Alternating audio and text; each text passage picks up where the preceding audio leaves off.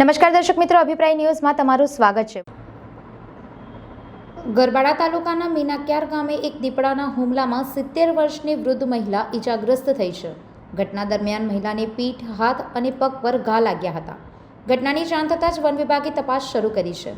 મંડોર ગામની 70 વર્ષીય કમીબેન પોતાના છોકરીના ઘરે લગ્નમાં આવવા મીનાક્યાર ગામ ગયા હતા। સવારના સમયે તળાવની પાળે દીપડાએ અચાનક પાછળથી હુમલો કર્યો। હુમલામાં વૃદ્ધ મહિલા પીઠ, હાથ અને પગના ભાગે ઈજાગ્રસ્ત થઈ હતી। ગામવાસીઓએ 108 એમ્બ્યુલન્સ દ્વારા મહિલાને તાત્કાલિક સારવાર માટે નજીકના હોસ્પિટલ ખસેડવામાં આવ્યો।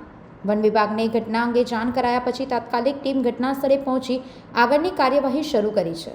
સ્થાનિકો દ્વારા એ પણ માંગ કરવામાં આવી છે કે દીપડાને પકડવા માટે પાંજરું મૂકવામાં આવે, જેથી ભવિષ્યમાં આવું ન બને।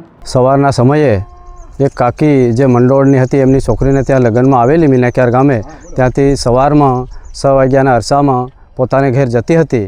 એવા સમયે મીનાક્યાર તળાવની પાળ ચડતા રોડ ઉપર જ એક દીપડાએ હુમલા કરેલ હતો, જેમાં એ કાકીને ગળાને ભાગે, માથાને ભાગે, પગને ભાગે બધી ઈજાઓ પહોંચેલ છે, જેને તાત્કાલિક ફોરેસ્ટ વિભાગને જાણ કરતાં ફોરેસ્ટર વિભાગ ઘટના સ્થળે પહોંચી અને જેની તપાસ કરેલ હોય તેમાં જે દીપડાના પંજાના ભાગ તેમજ અન્ય નિશાનો દેખાઈ આવેલ છે, તેમજ દીપડાએ જે કાકીને ઈજા પહોંચાવી તેનું જે ખૂન પણ રસ્તા ઉપર પડેલ હતું અને ત્યાં અમે ગામ લોકો તરત ઘટના સ્થળે પહોંચી જવાથી જે